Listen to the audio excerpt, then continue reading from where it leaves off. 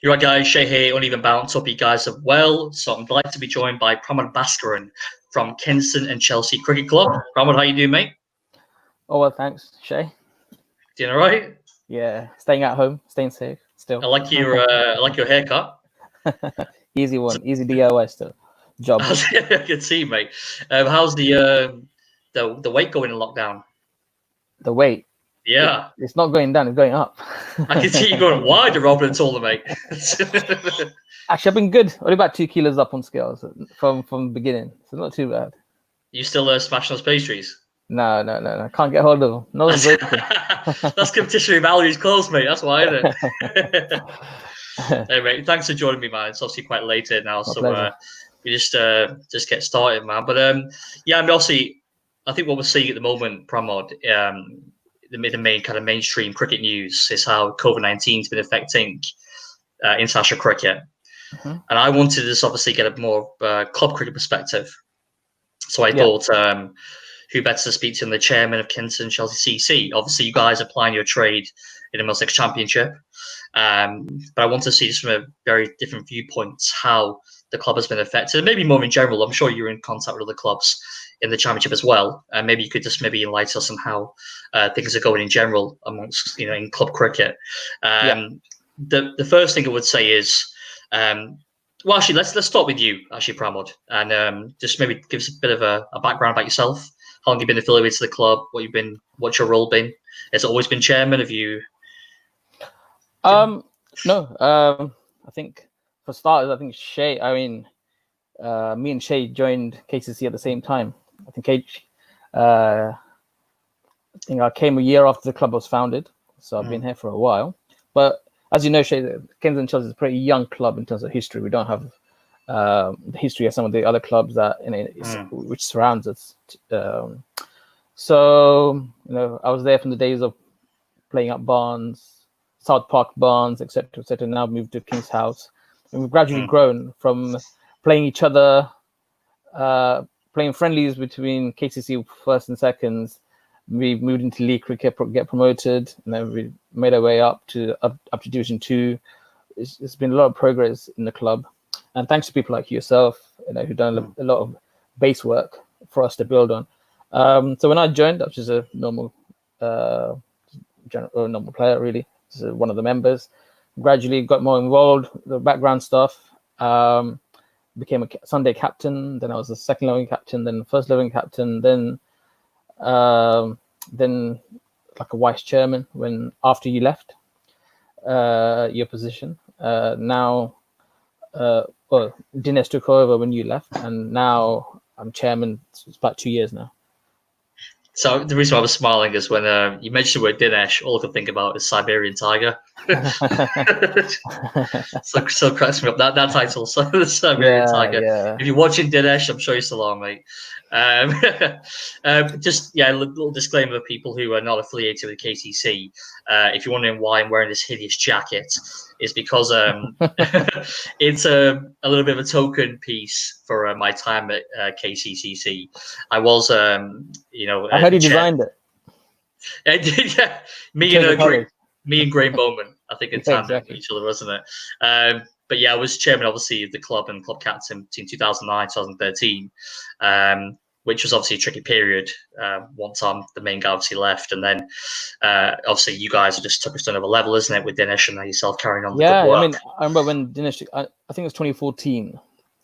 We were literally bankrupt. We were in so many, such a huge deficit at the end of the season. And I remember us holding a meeting at the end of the season and just asking our members to help us out because we had no funds to pay off our remaining bills. So actually in the red kind of thing. So, and it's amazing how many members actually chipped in. They actually came forward and from whether it be £10, £50 to £100, and every little contribution helped. And I think we were at one point even discussed closing the club down, to be honest, at one point. But since then, we've grown in strength, both on the pitch and off the pitch in terms of the financial backing that we have now as well. Yeah, sorry, mate, about that. I left you guys a bit in the You left in a bit of a ditch, mate. I'm joking. Hey, listen, we're still speaking 6 years on, mate. It's not too bad, Yeah, obviously. But I mean, it's interesting, obviously. I think as well that what was an important part of the kind of the resurgence of KCC from those kind of lowly days, if you want to call it that, is that you had a really good team of people around you. Which I think made it, and you still got that. The backbone of the club is always the committee. The people who do voluntary hours and who work pretty much obviously during the season and outside the season as well, really. And as you know, Shay, the amount of hours you have to put in, and I used to put a lot of hours in. Yeah. In the days when you were chairman and whatever you were, all the other positions you held, but without them, this club is nothing. That's what that goes with every club in every sport. These are voluntary hours, so it's huge thanks to them in particular. I think you'll always find, like I said, I think it's ultimately a labor of love, isn't it? Labor of love. Yeah. Ultimately, these things, aren't they? So, especially I think me at that time, and it's like you said, now you're doing the same thing, but you get older, obviously, you want to pass the torch on eventually, don't you, to the people who are behind you? Yeah, definitely. I'm sure you've got session plans as well, for your future now. But anyway, yeah. So, if you just kind of crack on with some of the questions I had for you, the first one, I think, well, you touched upon it a little bit with regard the finances. How has the club been affected financially this season? Obviously, I imagine that membership fees have been frozen for 12 months. I mean, obviously, correct me if I'm wrong. Have there been any kind of just involuntary contributions that have been given by the members? Have they been encouraged to do that?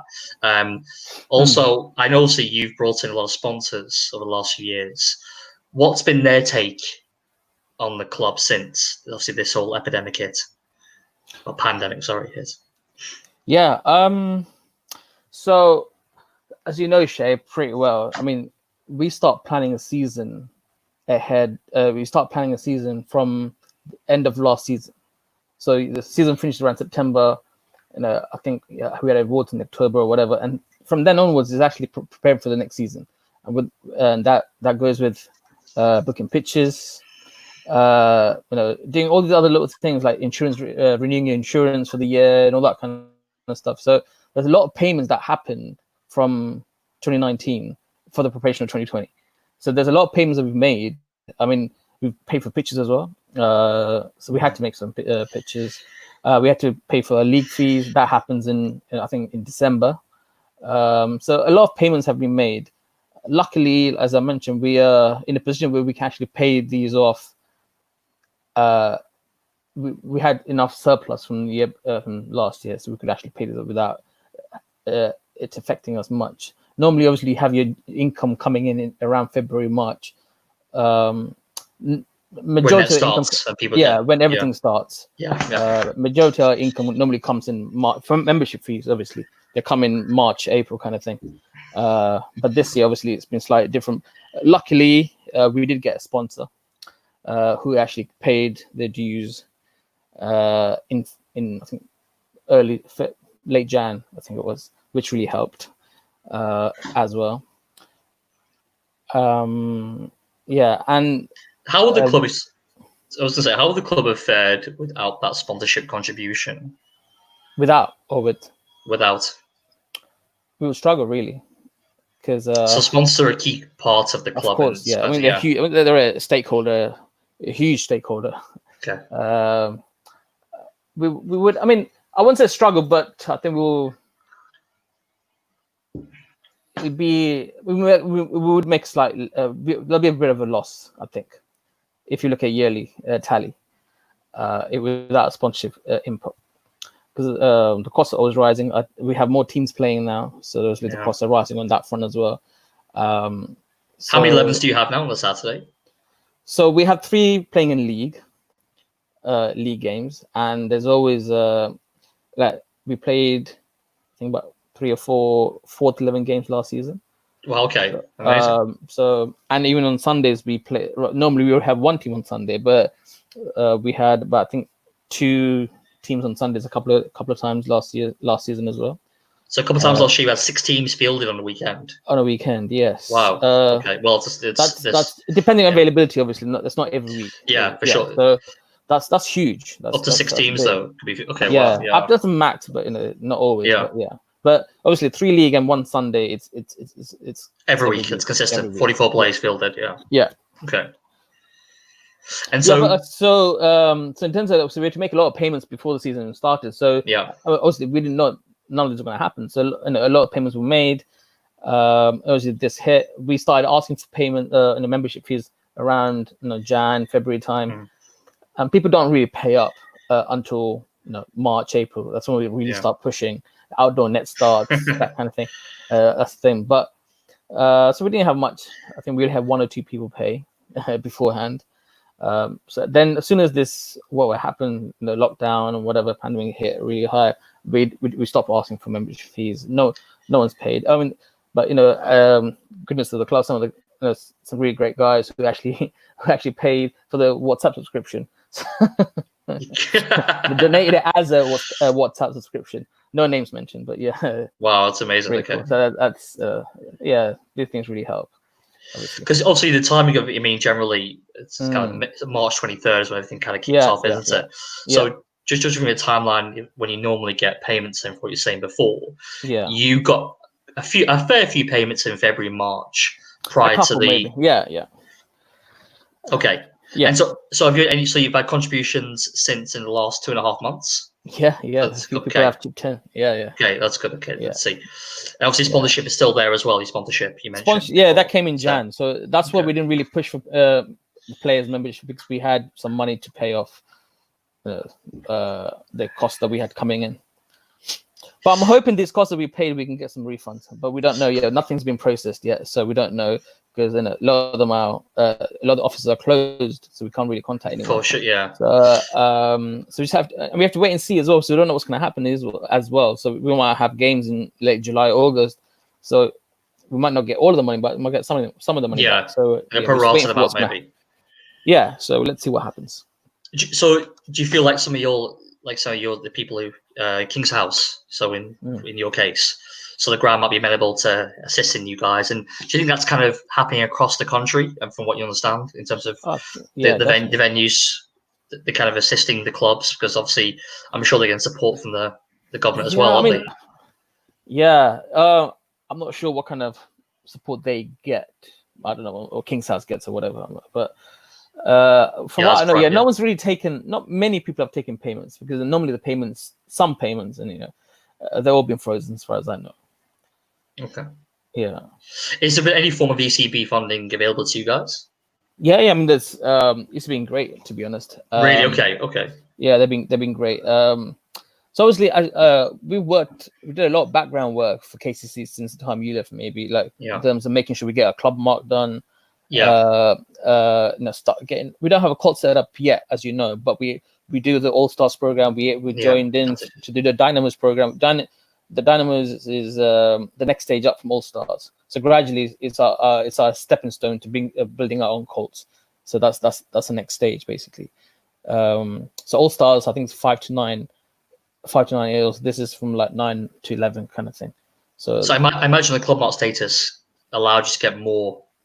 Access to more funding from ECB. Exactly. Because you're a club, Exactly. I can imagine if a lot of clubs out there don't have that club mark status to be really struggling right now. Exactly. Exactly. Yeah. There's a lot of clubs that I know as well who are not getting nothing. Really? They haven't done none of their background work. But it's not their fault. They might not have the vision to actually expand. They're comfortable. All the resources, even the people, time. Yeah, the resources, exactly. They're just quite happy playing one game a Saturday, or exactly. They're quite happy with that way, so it doesn't really affect them much. Do you think that a lot of? Sorry, Karen. No, yeah. So, but our vision is not that we do want to grow in terms of the brand and the just exactly, and bringing our cults and etc. Yeah. Do you think so? Do you think a lot of clubs may actually close down due to COVID? Is there anyone in the Middlesex Championship that you know of could be on the brink? The reason I say I don't think so is because all the costs should be frozen, as far as I know. So, so I know there's no income coming in, but I don't think there should be any. From what I see, from what we now get our treasurer's report, there's no expenses at the moment. And so whatever you're retaining from last year, you should be there, unless some prior payments you made for your some bookings you made, but I'm hoping they'll be refunded back to us. So I don't think I'm not sure, but the issue here is it's not about clubs shutting down. It's about, I mean, it's about making sure the kids are so interested in cricket next season. That's the key here. I'm not really concerned about clubs shutting down lack of finance. I don't think that's going to be a huge issue, but this is one issue because there's been a whole year, maybe a whole season without no cricket. How can we get that fire burning in those kids again? Wanting to play cricket again. That's my worry, because they're the future. We're not. But that would be my worry. I think that's ECB's worry as well. That's what they're quite keen on, getting the youngsters to play before the seniors. Even. For sure, yeah. I think it's been a big push, isn't it, by the ECB to get more kids involved in cricket. Yeah, definitely. So like chance to from shine, an earlier age, from an earlier age. That's it. I mean, regardless, obviously, people losing interest. Obviously, you mentioned kids losing interest, but I imagine maybe some of your players or just generally, adult cricketers could be losing interest as well. Have you found? I mean.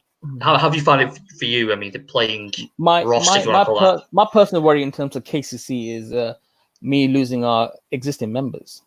Because, exactly, it's our current. And one of the reasons I worry is, obviously, as you know, Cher, I keep saying it, but we're quite a small club. We don't have our own ground. We're leasing a short-term lease from King's House, as you know. So, and we don't have, but some of these bigger clubs, they have their own ground. They can do whatever they want to do with their nets, etc., and they normally have one person there all day long. Whoever it is, you will get one or two voluntary guys who are there. So a lot of these clubs have been doing nets because you could do one-on-one sessions beforehand. I'm sure you've been following the news. So one-on-one. Yeah. So now it's 6 people. Now it's 6, but they started then. So they're making. I've been getting some emails from other clubs. There were some other clubs who've been sharing some information with me. So they've been doing allocating slots for their players, like half an hour session. Then they give then they take a break for half an hour, making sure that they don't the people who are going in and out don't collide with each other. So they have that facility where they can implement all these functions. But we haven't got that function because we have to still hire a net, which is quite expensive, and given these restrictions, only having one person or 2 people per net it becomes quite expensive for the club to manage. So we've been asking the guys to actually train for themselves for the time being, because I don't think we could control the amount of people that will come into a net. If I say open up, we have some net session. We really want 4 people to come for 1 hour. Get 14 people to We kind of might be gathering outside the nets, and that's and we don't want to encourage that really. I mean, it'd be against government guidelines as well. So we don't be known for the wrong reasons. But at the same time, this is when the guys are saying, look, other clubs are doing it. I don't want them to go there and maybe and join them. So that is a worry that I have as well. But most of our guys are quite loyal, so I'm sure they'll come back. So maybe so what you're saying is some of the players currently are using other clubs' facilities because they're allowed to train. I'm not saying they're using a private ground.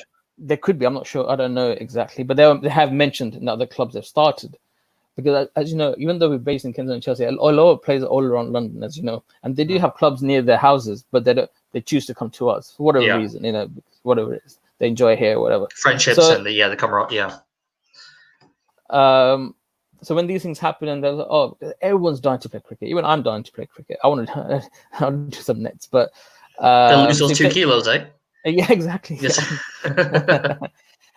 So when these things happen, they might say, oh, look, I might as well go here because Casey's not doing anything.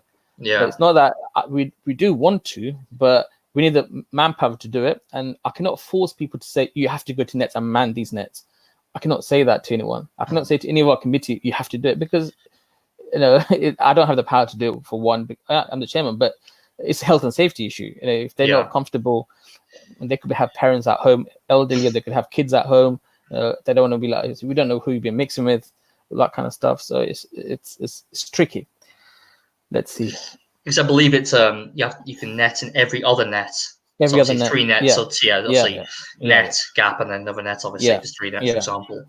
Okay. Yeah. I mean, I never really thought about that. Obviously, that the private grounds who have their own nets, they could be like just giving some of not necessarily rival clubs players, but other clubs players in the area, just will come over and just train with us, mate. Yeah. And then kind of like there's no in this, once you're in there, as you know, start whispering, start talking, a bit of a chat, and then all of a sudden it's thanks Pramod, but I'm just going to play bin this season.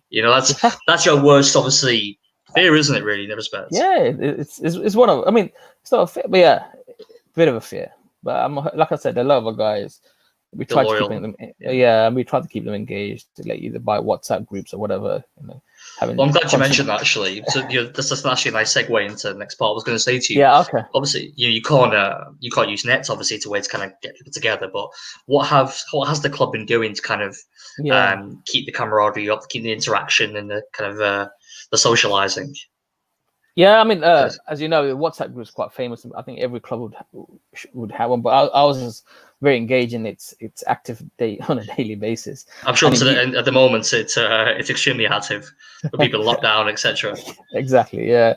So we had a quiz night the other night as well. But I think we had about 18 people turn up, which is decent, and it was nice to see people as well. So it worked out really well. I think we got another one planned in about a week or so. So. Yeah, it's going pretty. I think. Yeah, so I mean, it's hard to keep everyone engaged constantly because I think people have a lot of worries as well. I mean, it's good. Obviously, me personally, I try and make personal phone calls, like speak to guys and make sure they're okay. I know obviously I've been in the club long enough. I know a lot of guys in person, so I know some people who are struggling personally. I wouldn't want to, speak to them in a mass group. So obviously these are private calls that you would make and make sure they're okay. Like sometimes it's nice to speak to someone, just making sure they appreciate it. So so been doing a lot of that really. But obviously the WhatsApp groups is constant, so it's I don't need to be there. The guys look after it. It just runs by itself. A lot of characters there. I know. So you took it upon yourself, obviously, to just make sure the interaction with the club is still strong and still there, even you're not seeing them physically. Yeah. All the captains do it as well. I mean, not just me. I mean, I know that Zayn, for example, he's been doing a lot of, because one person I kind of completely forgot was one of the captains. I mean, one of the umpires who umpires for us. He's like our club umpire, really. I completely forgot about him. So, but Zayn has a really good relation because he umpires the seconds majority. So, it's great of him. But, he was struggling financially, and, Zayn did a huge thing by raising some funds for him through the club. Oh, wow. Okay. Yeah. So it's huge. And we've made, a really decent amount, like double the amount that I expected, to be honest. So fantastic. A lot of people chipped in, thanks to them. A lot of people chipped in, really generous donations as well. So, yeah, and, happy guy. So fantastic. That's good. Yeah, I think it showed the warmth of the club, really. Things like that's happening. That's why you mentioned before. You're saying people come from far and wide, not necessarily based in Chiswick, but they still come and play for KCCC because of this reason, isn't it? Like things like that, Because even if you're not a part of it, to witness something like that your club is doing things like that. I'm really proud of Zayn, to be honest. And Zayn's, as you know, Zayn's been up with us when we were like 12 years old. Yeah, so literally, little nipper. Grown and amazing. So it's quite really nice of him. Not to forget, which I forgot. Yeah. Hands up. Fair I went enough, up to that. Yeah. But so just looking forward, I'll say when we're obviously now in pretty much mid-June. There's 3 months left of the season. Do you envisage any cricket happening? I know we're obviously in stage 3 with the government's going to review the guidelines.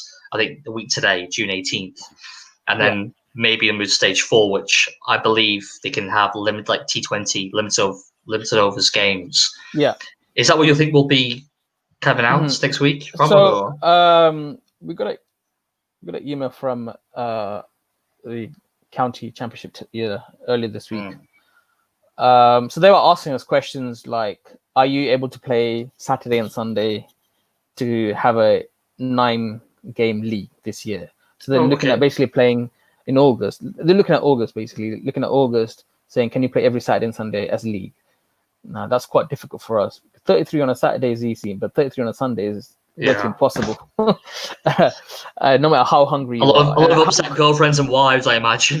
Exactly, asking these guys to play twice a week for the whole of August. Oh, also physically as well, it's not easy. Yeah, especially when you're after like 30, then. And when you're hurtling towards 40, mate, then it's even harder, isn't it? Really hard. I can just about do one game, but so that's what they've been asking, and I'm assuming the championship will ask the same question. They have a meeting today, actually, on Thursday night. Yeah, so I'm expecting another email tomorrow from the championship to see what they did. But they normally follow the county. So, so the county is also asking, can you play deep into September? So they want us to play to the end of September. Now that's also a problem problem for us because we don't have a pitch in King's House in September because it turns into rugby. It's the football. So exactly. So winter sport, it kicks in September. So it's not really feasible for us either. So it's a tough one. But so I'm not sure what the plans are. The plan, this is what they're proposing. So they're asking every club their feedback. This is what they've been asking. What they were asking, but they did say there might be some short form games initially. The short, like you said, maybe a T20, whatever. In July, is that like a prelude to? There's no time frame, but it's up in the air really. But they did say like it might be some short games to just get the season started going, then we go full on or whatever. And that's no restrictions. That's the full obviously rules. Everything applies there. Nothing's been. Nothing. It's sort of assumptions really at the moment. They're just asking for feedback from clubs how you feel about these things. They haven't really tell us this is what we're going to do yet. They're asking every club how do they feel about doing it in this manner. That's what they're asking. What can you do? Have you consulted your members on that? What their opinion is on that? We've been discussing in the committee group so far. We haven't asked the members yet. But like I said, the championship meeting's tonight. So I'm expecting an email tomorrow for what their feedback is, and after that, then we'll discuss with the club. With the rest of the members, yeah. What's your feeling on it, Pramod? Sorry? What's your feeling on it? Would you like to... My feeling? To partake in the nine-game league? Yeah, the 9... So, from what I hear from other leagues as well, really, most leagues have been preparing themselves for a 9-game league, whether it be start... So the halfway point for a season from mid-July onwards, you can do until first week of September. You can get 9 games in, but I don't think we can get 9 games in. Honestly, not 9. 50 other games or 45 other games anyhow. Maybe we can get about 6. I'm talking about August. I think realistically, we start in August. Finish in September or whatever, mid-September, whatever it is. That's what I'm thinking realistically. I don't think it will happen in mid-July as they initially planned or initially thought. Okay. Yeah. Well, I guess you'll know tomorrow, won't you? What's going to happen? No. Well, let's see. Let's see. We're just waiting for the feedback. Don't make assumptions because there are a lot of people making assumptions. That's the problem. They're telling their members, "Oh yeah, we're gonna start," because that's what no one said it. They're assuming that's going to happen. What's going to happen? Yeah, you'll find out, I guess, soon. So I don't want to speak to the whole club and say, "Oh, this is going to happen." And so you actually know. Yeah, absolutely. Exactly. Yeah, that's the best way to do it. I think I can imagine how some really so many passionate club cricketers out there just get on the part really, even for T20, just any kind of form of cricket. That's what you need, isn't it? Really. There's two sides to the story here, Shay. Some people are so eager to get out; they want to play. Like I want to play as well, but some people, as you know, you're a family man. I'm a family man too, and I also have my mom who lives with me. She's elderly as well. And we just, at the back of your head, you're just slightly scared. You got a young kid and you got an elderly person in the house. What if you didn't actually catch it? What if you pass it on to them? Do you want to take that risk this year? Do you not want to? Maybe you don't want to play this year. It's a fine line. No, absolutely. Like you said, you also you're a very new father. Yeah, and you've obviously got your mom who's elderly lady and you're living with as well. So you have literally both ends of the spectrum to consider. Yeah. So do I really want to play this season? I'm not sure. I'm not sure. So it's one of those things. And most of our umpires, your heart wants to play, but your head's, a bit more exactly. sensible. And, a lot of the umpires we have in our league, they're really elderly guys. And will they come out this year and umpire the league games? I don't know. I'm not sure. There's a lot of factors involved. I'm not sure. Yeah, it might be a case because the problem is, well, if you're kind of having to jam a 9-game season, such quick succession, you're going to need plenty of players. But the reality is, if people are also kind of hesitant to play, you're not going to be able to get 33 guys. I don't think I'll get 33 players. You want to get 33. Yeah, no? Exactly. That's something. It's a huge issue. But I cannot speak for everybody else. I'm speaking for myself, and I'm sure a lot of people are thinking in a similar manner that I am as well. Absolutely. Yeah. Do you feel like this pandemic has been the hardest thing you've had to deal with as your time as chairman? In all fronts, really. Not just as a cricket club, even personal life as well. It's been tough, right? Sitting at home for as you know, I'm I work with people. So if I have, I'm in the tourism industry. Yeah. And work is dire at the moment. There's nothing, zero, zilch. So it's all linked in a way, really. Yeah, no, for sure. Yeah. But in terms of running the club, nothing's been happening. So it's been easy in that manner because normally this is peak time and the season's kicking in. You got this, everything's going around, and you have to get your head in everywhere. What's happening? But nothing's happening. So in that sense, it's been quite relaxing. But at the same time, it's kind of stressful. Thinking, oh my God, what are we going to do? The members are asking, they want to play, but what are we going to do? And you're curious when it's going to start. What's the government going to say? What's the ECB going to say? We just always wait in anticipation, what's going to happen, kind of thing. So yeah, but yes, it is one of the hardest things. I don't think anyone could expect what's going to happen. And I guess there's so many people. It's not knowing what's going to happen. That's the biggest problem. If you know what's going to happen, then it's okay. Like in 2013, like I said, 2014 or whenever it was, when I said earlier, we didn't have enough money. We knew what we were getting into. At least we knew we didn't have money. Yeah, you can plan. We can do something about it. Yeah. But this, we don't know what's happening. That's is it going to go into next year? We don't know yet. To be honest with you, I thought the season had been completely wiped out in terms of club cricket. I thought it was, but it's interesting. Obviously, the relevant county board's still proposing a reduced league of some sort to get people out in the park. And I think just from a mental point of view, mental state, I think some people are just itching to get back on the park. I appreciate you saying there's two sides to every story. I totally agree with that. Yeah. Like I imagine some people just for their own sanity just need to get up and I agree. No, give the ball a bit of exactly. Yeah, do you know what I mean? So anyway, is there anything you want to add, Pramod, just before we wrap it up on this? Anything else about the club or? I think from a club perspective, I think you get in times like these, you actually get to see deep down how people react to these situations. Like I said, when we made that charity appeal to that gentleman we spoke about the umpire, how people came forward within 2 days. We raised so much. I mean, that's amazing.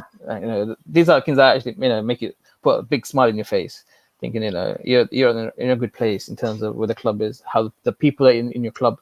A lot of good people out there, which is nice to see. But overall, I mean, people have been. I mean, everyone has their own worries. Everyone comes with different problems. They message in private.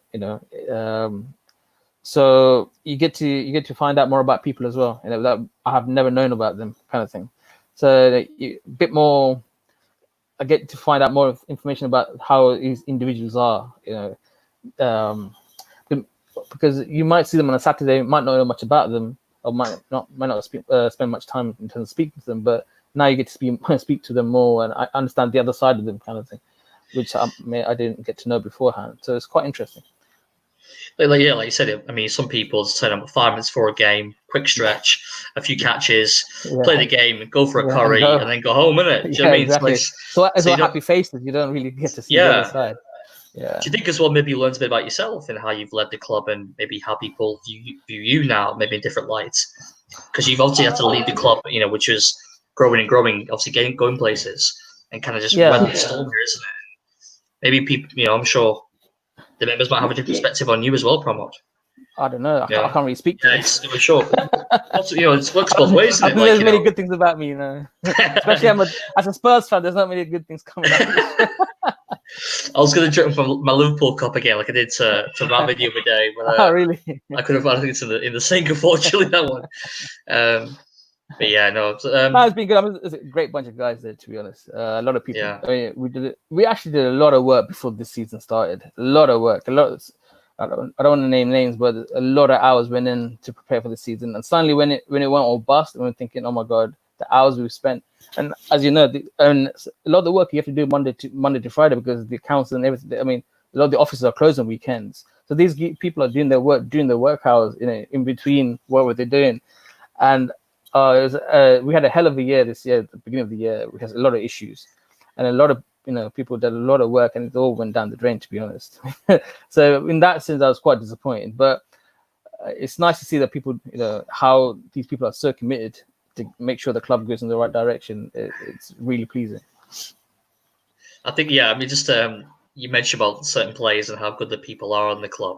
Yeah, we've had a comment actually while I've been talking from our good mate Nick Aslin. Oh yeah, he just mentioned See, that's what people think about you, Pramod. I love Pramod. Very simple. Nick has always been a man of few words, many pictures, but a few words. Those words mean a lot. No, it's cheers, Nick. By the way, what about me? What are my comments?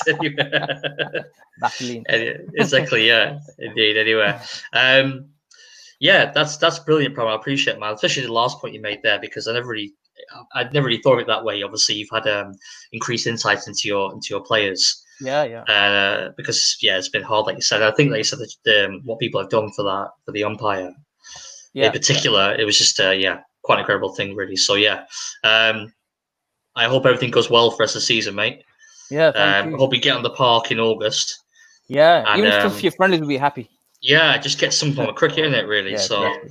And then consolidate the winter and get on with it next year, innit? So So, thank you so much, Shay. Great to speak to you, man. Good to see you as well.